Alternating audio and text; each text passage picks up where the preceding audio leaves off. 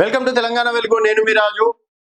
YS Sharmila గారు మరి తెలిసి మాట్లాడతారా, తెలియక మాట్లాడతారా, ఏం మాట్లాడతారా అనేది ఒక్కొక్కసారి అర్థం కాదు. ఇప్పటికీ ఆ మధ్య కాలంలో టిక్ టాక్ లో కావచ్చు, తర్వాత కొన్ని సందర్భాల్లో షర్మిలక్క గారు మాట్లాడింది చాలా ట్రెండింగ్ కూడా వచ్చినాయి అని చెప్పేసి కూడా చెప్పుకోవచ్చు. సో ఇప్పుడు షర్మిలక్క మాట్లాడిన ట్రెండింగ్ విషయాలు ఒకసారి మాట్లాడుకున్నట్టయితే, సో టీడీటీ అనేది ఒక సంస్థ, అంటే ఒక దేవాలయం చెందినటువంటి సంస్థ. దానికి సంబంధించి కొన్ని రూల్స్ అండ్ రెగ్యులేషన్స్ ఉన్నాయి. అండ్ ఇప్పుడు మన తెలుగు రాష్ట్రాల్లో కావచ్చు, భారతదేశం మొత్తం టీడీటీ ఆధ్వర్యంలో ఎన్నో గుళ్ళు కట్టించినటువంటి చరిత్రలు ఉన్నాయి. ఇప్పుడు మన హైదరాబాద్ లోనే చూసుకున్నట్టయితే ఇక్కడ హిమాయత్ నగర్ కావచ్చు, జూబ్లీహిల్స్ కావచ్చు, తర్వాత ఇతర గ్రామాలలో కూడా టీడీటీ కొంతవరకు నిధులు కేటాయించి సో గుళ్ళు కట్టించడం అనేది జరుగుతుంది. సో దాదాపుగా ఇప్పుడు ఆంధ్రప్రదేశ్ లో కూడా ఎక్కడెక్కడ గుళ్ళు కట్టించాలి ఏందనేది దానికి ఒక ప్రణాళిక ఉంటుంది. అది డబ్బులు ప్రభుత్వం ఏమి ఇయ్యదు. టీడీటీకి వచ్చినటువంటి భక్తులు ఎవరైతే మనము చేస్తుంటామో ఆ భక్తులు ఇచ్చినటువంటి పైసల్ని మళ్ళీ గుళ్ళకి ఖర్చు చేయడానికి ఇస్తుంటది.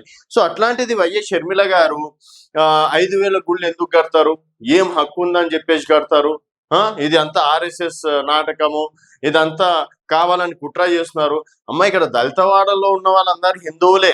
కొంతమంది క్రిస్టియన్లోకి వెళ్ళినంత మాత్రాన ప్రతి ఒక్కరు క్రిస్టియానిటీ కాదు. సో దళితవాడలో ఉన్న వాళ్ళందరూ ఎస్సీలు అందరూ కూడా హిందువులే. మొదటగా తెలుసుకొని మాట్లాడితే బాగుంటుందని చెప్పేసి ఆంధ్రప్రదేశ్ లో వైఎస్ షర్మిల చేసినటువంటి వాక్యాలు అనేది ఒక్కసారిగా బగ్గుమనే అక్కడ ఉన్నటువంటి దేవాలయ పీఠాధిపతులు కావచ్చు, తర్వాత ఆర్ఎస్ఎస్, విశ్వ హిందూ పరిషత్ కావచ్చు, బజరంగ్ దళ్ వాళ్ళు కావచ్చు, వెంటనే షర్మిల గారు ఇలాంటి వాక్యాల్ని వెనక్కి తీసుకోవాలి. ఇది కేవలం రెచ్చగొట్టడానికి మాట్లాడుతున్నటువంటి మాటలు.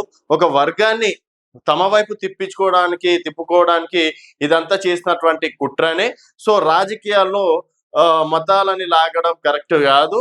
సో దయచేసి మీ రాజకీయాలు మీరు చేసుకోండి, మతాల జోలికి రాకండి. మేమందరం ప్రశాంతంగానే ఉన్నాం. టీడీటీ ఏం చేయాలో వాళ్ళకంటూ ఒక విధి విధానాలు ఉంటాయని చెప్పేసి ఇట్లా స్ట్రాంగ్ గా షర్మిల కౌంటర్ ఇస్తున్నారు. సో ఆ ఒక్క మాటతోటి వైఎస్ షర్మిల గారు చిక్కుల్లో పడ్డారని చెప్పేసి కూడా చెప్పుకోవచ్చు. సో కాంగ్రెస్ పార్టీ ఒక వర్గానికి వ్యతిరేకం, సో ఇప్పుడు షర్మిల గారి ద్వారా బయటపడ్డది అని చెప్పేసి రకరకాలుగా టాక్ అనేది ఇప్పుడు వినిపిస్తుంది. సో ఒక్క మాటతోటి ఇటు కాంగ్రెస్ పార్టీకి డ్యామేజ్ చేసింది, తను వ్యక్తిగతంగా అంతో ఇంతో డ్యామేజ్ అయిందని చెప్పేసి కూడా చెప్పుకోవచ్చు. లేదా ఏదో సోషల్ మీడియాలో హల్చల్ చేయాలని చెప్పేసి ఇలాంటి వ్యాఖ్యలు చేస్తుంటదా అన్నట్టు కూడా కొందరు కౌంటర్ ఇవ్వడం అనేది జరుగుతుంది. సో ఇకపైన దేవాలయాల జోలికి కావచ్చు, ఒక మతం జోలికి రాకుంటే మంచిదని చెప్పేసి సలహాలు సూచనలు ఇస్తున్నారు. సో షర్మిల గారు చేసినటువంటి ఈ వ్యాఖ్యల పైన మీ అభిప్రాయాల కింద కామెంట్ రూపంలో తెలియజేయండి. చూస్తూనే ఉండండి తెలంగాణ వెలుగు.